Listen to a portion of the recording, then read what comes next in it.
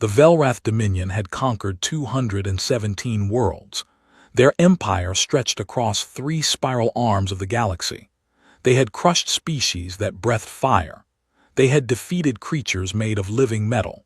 They had brought entire civilizations to their knees with nothing more than the sight of their war fleet. High Commander Sirak stood on the bridge of his flagship, the Eternal Silence, and watched the blue planet grow larger on the viewing screen. Earth. Such a small world. Such a young species. This would be easy. "Show me the reports again," he said to his intelligence officer. The officer, a thin Velrath named Torek, pulled up the data they had collected over 30 years of observation. Images of human cities appeared on the screen. Images of human weapons. Images of human wars. "They fight each other constantly," Torek explained. "They divide themselves by the color of their skin, by invisible lines on their maps, by which invisible gods they pray to. They have nuclear weapons, but they use them on their own kind. They poison their own air and water. They are, by every measure, a primitive and self-destructive species." Sirak nodded slowly. He had seen this pattern before. Young species often destroyed themselves before they could reach the stars. The Velrath were simply speeding up the process. "Their weapons?" he asked. "Projectile-based mostly, chemical explosives. Some energy weapons in early development, but nothing that can touch our shields. Their fastest ships cannot even leave their own solar system. They have no planetary defense grid. No orbital stations with weapons. They are completely unprepared." "How long until complete subjugation?" Torek checked his calculations. 6 rotations, High Commander, perhaps 5 if they surrender quickly. Sirak allowed himself a small smile. 6 rotations. He had spent longer waiting for his morning meal. This conquest would add another world to the Dominion's collection, another species to serve as workers and soldiers. The Council would be pleased. "Begin the approach," he ordered. "All 400 ships in standard formation. Let them see what comes for them." The fleet moved as one, emerging from the dark side of Earth's moon like a swarm of metal insects. They blocked out the stars. They filled the sky above every major city on the planet. On Earth below, billions of humans looked up and saw death hanging above them. Air raid sirens began to wail in every language. News channels switched to emergency broadcasts. People ran through the streets, screaming, crying, praying. Sirak watched it all on his screens and felt nothing but satisfaction. This was always his favorite part. The moment when a species realized how small they truly were. "Open a channel," he commanded. "All frequencies." The communication officer nodded and activated the broadcast system. Sirak's voice would now reach every radio, every television, every phone on the planet below. "People of Earth," he began, using the standard subjugation speech that had worked on so many worlds before. "I'm High Commander Sirak of the Velrath Dominion. Your world now belongs to us. Your weapons cannot harm us. Your armies cannot stop us. You have 1 hour to surrender your governments and your military forces. If you comply, many of you will be allowed to live. If you resist, we will burn your cities to ash and take what we want anyway. The choice is yours." He cut the transmission and leaned back in his command chair. Now came the waiting. On other worlds, the surrender offers usually arrived within minutes. Leaders begged for mercy. Generals offered their own people as slaves in exchange for their own lives. It was always the same. But the minutes passed, and no surrender came. Sirak frowned. "Are our communications working?" "Yes, High Commander. They received the message. All of their broadcast channels have gone silent." "Silent?" "Yes, every station on the planet stopped transmitting at the same moment, 90 seconds ago." That was strange. Sirak had never seen a species respond to invasion with silence. Usually there was panic, chaos, conflicting messages from different governments. But this was something else. This was coordination. Then a single transmission cut through the silence. It came from somewhere in the mountain range the humans called the Rockies. The voice was calm, steady, and spoke in perfect Velrath. "You have made a mistake." Sirach laughed. He could not help it. The absurdity of a primitive species threatening the most powerful military force in the galaxy was too much. "They learned our language," Torek said quietly. "From our scout ship transmissions.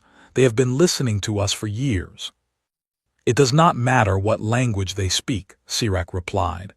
"They will learn to speak it on their knees, deploy the first wave, standard ground assault, take the major cities." Across the fleet, dropships began to launch, thousands of them carrying millions of Velrath soldiers.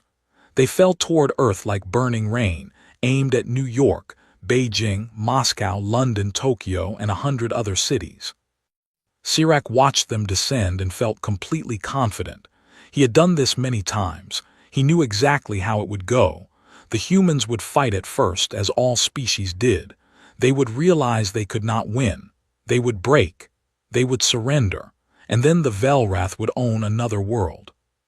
He did not know that in bunkers deep beneath the earth, human generals were not preparing to surrender. They were preparing something else entirely. He did not know that human scientists had spent 30 years studying the Velrath scout ships, learning their technology, finding their weaknesses. He did not know that human leaders had set aside their differences the moment the fleet appeared. Old enemies shook hands. Ancient grudges were forgotten. For the first time in human history, every nation on Earth agreed on exactly one thing. They would not kneel. Sirach stared at the blue planet below and saw a prize waiting to be claimed. He did not see the trap that was about to close around him. He did not understand what humanity really was. But he would learn. They all would. The first reports from the ground confused the Velrath commanders. Ground Commander Veth stood in his mobile command center outside what had been New York City and read the messages 3 times before he believed them. "What do you mean they are advancing?" he demanded. "They are pushing forward, Commander," his lieutenant replied. "Our eastern units have taken heavy casualties. The humans are not retreating." Veth shook his head. This made no sense.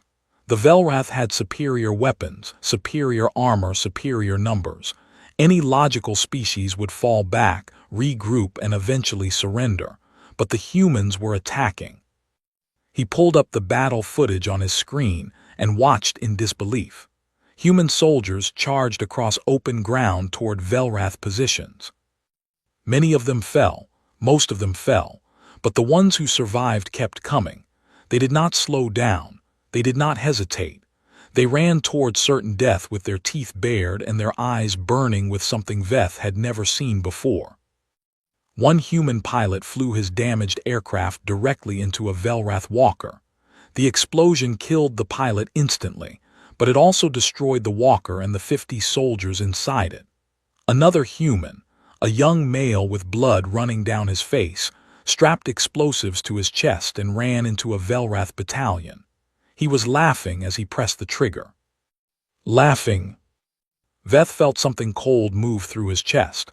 He had fought many species across many worlds. He had seen bravery and he had seen fear, but he had never seen anything like this. These humans were not just willing to die. They seemed almost eager for it, as long as they could take Velrath with them. "Commander," another officer rushed into the tent. "We have a problem in the civilian zones." "What kind of problem?" "The civilians are fighting." Veth stared at him. "Civilians do not fight. Civilians flee or surrender." "Not these civilians." The officer showed him footage from a residential area. An old human female, her hair white with age, fired a primitive projectile weapon from an upper window. She killed 2 Velrath soldiers before they located her and destroyed the building. In another clip, human children led a Velrath patrol into a narrow street, then disappeared through holes in the walls while hidden humans collapsed the buildings on top of the soldiers. A farmer in the European region called Ukraine had destroyed an entire landing craft. He had mixed chemicals from his farm with stolen fuel, created a massive explosion, and killed everyone aboard. The farmer died in the blast, but witnesses said he was smiling. Veth contacted the other ground commanders. The reports were the same everywhere. In Beijing, elderly humans blocked the streets with their bodies while younger ones moved weapons through underground tunnels. In Moscow, factory workers converted their machines to produce ammunition and worked through the night while bombs fell around them. In Tokyo, office workers built traps and ambushes using nothing but furniture and kitchen knives. The Velrath were winning the battles technically. They had better technology. They had more soldiers. They controlled more territory with each passing hour. But they were paying a price they had never paid before. For every city they captured, they lost thousands of soldiers. For every human they killed, 10 more seemed to appear. And the humans were learning. On the third day, a Velrath soldier was killed by a weapon that burned through his armor like paper. The weapon had been assembled from pieces of crashed Velrath equipment, rebuilt by human hands in a basement workshop. On the fifth day, humans found a way to jam Velrath communications in 3 different regions. On the 7th day, a human sniper killed a Velrath commander from 2 kilometers away, using a modified rifle that should not have been able to fire that far. Veth requested a meeting with High Commander Sirac. The initial estimates were wrong, he reported. These humans adapt faster than any species we have ever encountered. Every tactic we use against them, they find a counter within days. Every weapon we deploy, they find a weakness within a week. Sirac frowned at the reports. They are primitives. How is this possible? I do not know, High Commander, but I am beginning to believe we misunderstood something fundamental about them. Explain. Veth chose his words carefully. We observed them fighting each other for decades. We thought this was a sign of weakness, a sign of a species that could not unify, could not cooperate, could not pose a threat. He paused. I think we were wrong. I think their constant fighting did not make them weak. I think it made them strong. Sirac said nothing, so Veth continued. Every generation of humans has known war. Their entire history is written in blood. They have fought over land, over resources, over ideas. They have invented new ways to kill each other for thousands of years. War is not strange to them. It is familiar. It is comfortable. No species is comfortable with war. This one is. Veth pulled up more footage. A human soldier, badly wounded, dragged himself across the ground to recover his fallen weapon. A human doctor operated on injured fighters while bombs exploded outside her window. Human children carried messages through war zones, slipping past Velrath patrols like ghosts. They do not see death the way other species do, Veth said. They do not fear it the way they should. They have a word in their languages, many words actually, for dying in battle. They treat it as something noble, something to be desired. Sirac studied the footage in silence. His confidence, so unshakable at the start of the invasion, was beginning to crack. How long until victory? He finally asked. Veth could not meet his eyes. I do not know, High Commander. Every day we fight them, they grow stronger. Every loss they suffer makes them angrier. I have never seen anything like it.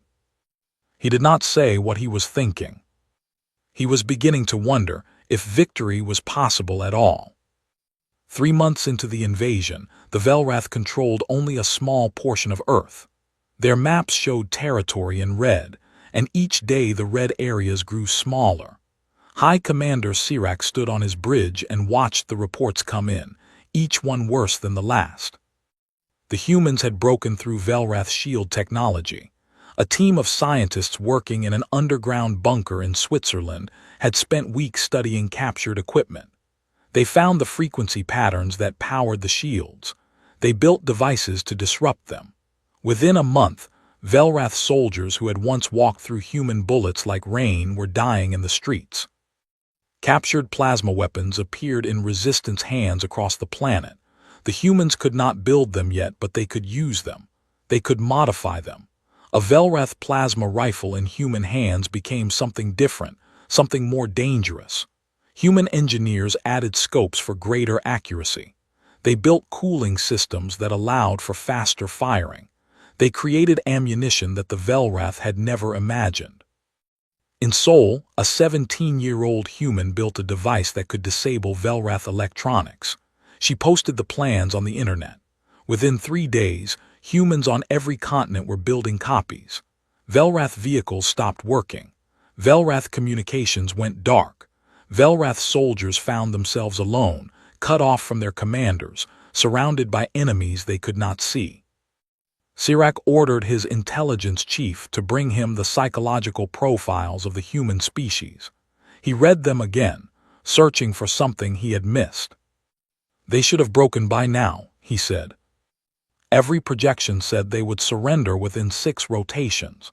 It has been 90. His intelligence chief, Torek, stood beside him with his head bowed. "Our projections were based on other species, High Commander. We assumed humans would react as others have reacted. And they have not." "No," Torek hesitated before continuing. "There is something else, High Commander.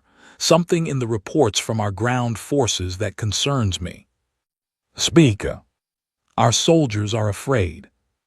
Sirach turned to look at him. "Velrath soldiers do not feel fear." "They do now." Torek pulled up a series of reports. 37 soldiers have refused to sleep.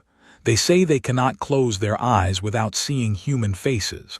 12 commanders have requested transfer away from Earth. 4 soldiers have taken their own lives. "Cowards." "Perhaps, but their reports all say the same thing." Torek found a specific file and opened it. "This is from a captain in the European theater," he writes. "They do not die like other species. They do not scream or beg. They laugh. They curse us with their last breaths. One human soldier, his legs destroyed, dragged himself toward our position with a grenade in each hand. He could have stayed hidden. He could have lived another few minutes. But he chose to crawl toward us, bleeding out with every meter, just for the chance to take more of us with him." Sirach read the report in silence. "There is more," Torek said. "Our interrogation teams have extracted nothing useful from captured humans. Nothing. They resist methods that have broken every other species we have encountered. One prisoner, a female with wounds that should have killed her, spent her final moments whispering to her interrogator." "What did she say?" Torek looked uncomfortable. "She said, 'My daughter will find you.' Then she died. The interrogator has not slept since. He says he sees her face every time he closes his eyes." Sirach set down the report. Through the viewing window he could see Earth hanging in the darkness. Such a small world, such a stubborn species. "Why do they not surrender?" he asked, more to himself than to Torek. "We are stronger than them, we have better weapons, we have more soldiers. Every logical calculation says they cannot win. Why do they keep fighting?" Torek had no answer. The truth was something neither of them could understand. Humans did not think in terms of logical calculations. They did not weigh their chances of victory and make rational decisions. They fought because fighting was what humans did. They had fought ice ages that lasted centuries. They had fought plagues that killed millions. They had fought famines, floods, fires, and each other. Their entire existence was one long battle for survival. And they had never lost, not completely, not finally. Every time history knocked them down, they got back up. Every disaster that should have destroyed them only made them stronger. They carried within them the genetic memory of ancestors who had survived everything the universe could throw at them. The Velrath had conquered species that were stronger than humans. They had defeated civilizations that were smarter, more advanced, more unified. But they had never faced a species that simply refused to quit. They had never met a species that treated survival as a personal insult to anyone who tried to kill them. Sirach looked at his maps and saw his forces shrinking. He looked at his casualty reports and saw numbers that would have been unthinkable 3 months ago.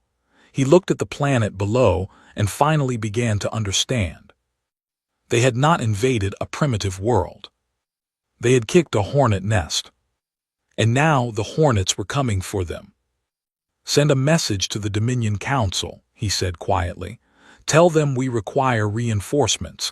Tell them we underestimated the enemy. Tell them—" He paused, searching for words that would not sound like failure. "Tell them this species is unlike anything we have ever encountered." Torek bowed and left to send the message. Sirach remained on the bridge, staring at the blue planet that was slowly teaching him what fear felt like. 6 months after the invasion began, the war changed completely. The Velrath were no longer the hunters. They were the prey. It started with small attacks. Human teams, trained in captured Velrath technology, found ways to board the ships in orbit. They used stolen shuttles. They built crude rockets from scrap metal and hope. They launched themselves into space in vehicles that should not have survived the journey, and somehow they survived anyway. The first successful boarding happened on a supply ship near the moon.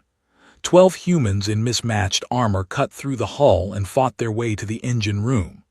They died there, all 12 of them, but not before planting explosives that destroyed the ship and its cargo of weapons meant for the ground forces. More attacks followed. Every week another ship was hit. Sometimes the humans failed and died in the cold of space. Sometimes they succeeded and died in fire. Either way, they kept coming. On Earth's surface, the humans launched a coordinated assault that shocked the Velrath command. 3 major cities were recaptured in a single night. Moscow, Jakarta, and Buenos Aires all fell to human forces within hours of each other. The attacks were planned, precise, and perfectly timed. Different groups on different continents struck at the exact same moment. Sirach demanded to know how this was possible. His officers had no answer. Human communications should have been impossible to coordinate. Velrath jammers blocked most of their signals, yet somehow they managed it. The answer came from a captured human computer specialist. She explained, just before she died from her wounds, that humans had built a new communication network. It ran through old cables buried underground. It bounced signals off satellites the Velrath had not thought to destroy. It used codes based on ancient human languages that no Velrath could translate. "You cannot stop us from talking to each other," she said. "We have been doing it for 10,000 years. We will find a way." The skies above Earth became dangerous for Velrath ships. Human engineers had built drones from pieces of crashed Velrath vehicles. The drones were simple, cheap, and deadly. They carried explosives and flew themselves into the engines of Velrath cruisers. The pilots who guided them knew they were flying one-way missions. Volunteers lined up around the block. Sirach lost his second-in-command when a human drone breached the bridge shields of his cruiser. The explosion killed everyone aboard. There was no warning. There was no chance to fight back. One moment the ship was whole, and the next it was burning wreckage falling toward Earth. In the ruins of London, a Velrath patrol stumbled into an ambush that killed all 50 soldiers. The only survivor was found 3 days later, wandering through the destroyed streets. Repeating the same words over and over, "They came out of the walls. They came out of the walls." Sirach requested a private channel to the Dominion Council. He stood alone in his quarters and delivered his report. "The situation has changed," he said. "We are no longer advancing. We are barely holding our current positions. Human forces attack us constantly, day and night, without rest. They use weapons we have never seen before. They employ tactics that should not work against our superior technology." The council leader's image flickered on the screen. "Explain how a primitive species has resisted our forces for 6 months." Sirach had spent long nights thinking about this question. He finally had an answer, though he knew the council would not want to hear it. "We made a fundamental error in our assessment," he said. "We saw humans fighting each other and concluded they were weak. We were wrong. Their constant conflict did not weaken them. It forged them. Every generation of humans has known war. Every generation has developed new ways to fight, new weapons, new strategies. They have been perfecting the art of killing for thousands of years. He paused to collect his thoughts. But that is not what makes them truly dangerous. Many species know war. What makes humans different is their refusal to accept defeat. Other species surrender when victory becomes impossible.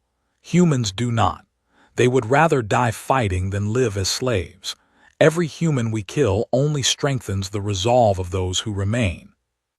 The council leader was silent for a long moment. "What are you telling us, High Commander?" Sirach spoke the words that had been building inside him for months. "I am telling you that we cannot win this war, not through force. The more we hurt them, the harder they fight. The more we destroy, the angrier they become. They have a fire inside them that our weapons cannot extinguish." "Then what do you recommend?" Before Sirach could answer, alarms screamed throughout his ship. Red lights flashed. Officers shouted warnings. A human assault team had breached the flagship's outer hull. They had come for him. Sirach grabbed a weapon and ran toward the bridge. He knew, with cold certainty, that everything he had believed about this war was about to be tested. The humans were no longer defending their world. They were bringing the war to him. Sirach reached the bridge as the last of his guards fell. 7 humans stood among the bodies, their armor scorched and broken, their weapons still smoking. They had fought through 300 Velrath soldiers to reach this room. Most of their own team had died on the way. The leader of the humans stepped forward. She was tall, with dark skin and short hair. Her left arm was missing below the elbow, the wound still fresh and wrapped in bloody bandages. A patch covered her right eye. She had obviously been fighting for months, maybe the entire war. "High Commander Sirach," she said. Her voice was calm, steady. "My name is Colonel Maya Tors. I am here to deliver a message." Sirach raised his weapon. "You will die here." "Probably." Tors did not seem concerned. "But you will hear the message first." The other humans spread out around the bridge, covering all the exits. Sirach realized that more would be coming. The entire ship was compromised. Even if he killed these 7, it would not matter. "Speak your message," he said. Tors walked to the main viewing screen and looked out at the stars. Earth hung below them, blue and white and brown. Smoke rose from a dozen cities. The scars of war were visible even from orbit. "We know what you expected when you came here," she said. "You expected us to break. You expected us to surrender. You thought we were weak because we fight among ourselves." She turned to face him. "You were wrong." "Your species is losing this war," Sirach replied. "Millions of you are dead. Your cities are rubble. Your armies are scattered." "True," Tors nodded slowly. "And yet here I stand on your bridge, looking at you." Sirach had no response to that.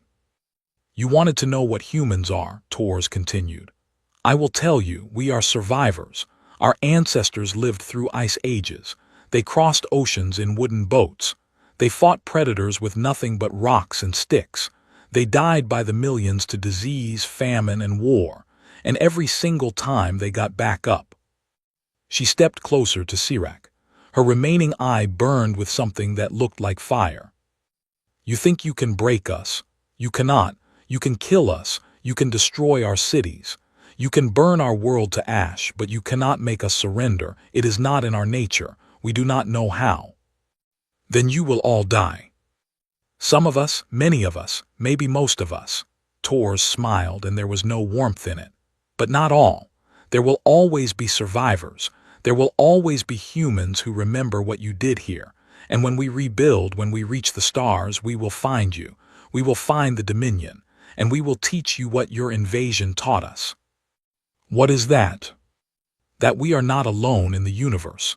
That there are enemies out there who want to destroy us, and that we must be ready." Sirach felt something he had never felt before in his long career. He felt small. He felt afraid, not of the woman standing before him, but of what she represented, a species that could not be broken, a species that would remember. You are not going to kill me, he said. It was not a question. No, Tors lowered her weapon. We are going to put you and your surviving ships on a course back to Dominion space. You are going to tell your council what happened here.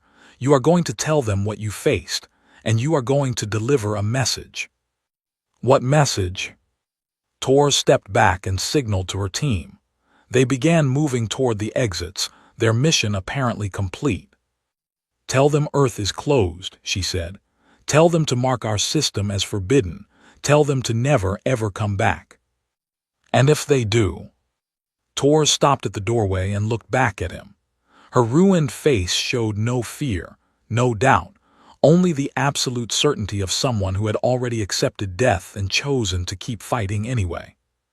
If they come back, they will face a species that has spent every day since this invasion preparing for their return. We will have better weapons, better ships, better soldiers, and we will have hate. Her voice dropped to almost a whisper. We are very good at hate, Commander. You have taught us to focus it. You have given us a target. The next time we meet, it will not be on our world. It will be on yours. She left. 2 weeks later, the 19 surviving Velrath ships limped into Dominion space. Sirac stood before the council and delivered his report. He told them everything. The battles, the losses, the humans who fought with their last breath, the species that could not be conquered. When he finished, the council leader asked the question Sirac had been dreading. What do you recommend? Sirac, who had once been the greatest commander in Velrath history, gave the only answer he could. Quarantine the Sol system, mark it forbidden. Let no Dominion vessel approach within 10 light years, and pray. Pray for what? Sirac looked at the star map, at the tiny yellow dot that marked Earth's sun. Pray that they never develop faster than light travel, because if they do, they will come for us. They will remember every city we burned, every human we killed. They do not forget, they do not forgive. He turned away from the map. We did not invade a primitive world. We woke something ancient and terrible, something that has spent its entire existence learning how to survive, how to fight, how to win. The council chamber was silent. No one warned us, Sirac said quietly. No one warned us what they really are. In the darkness of space, 19 broken ships carried the story home, and on a small blue planet humanity began to build. They built new ships, new weapons, new dreams. They looked up at the stars with new eyes. And they remembered.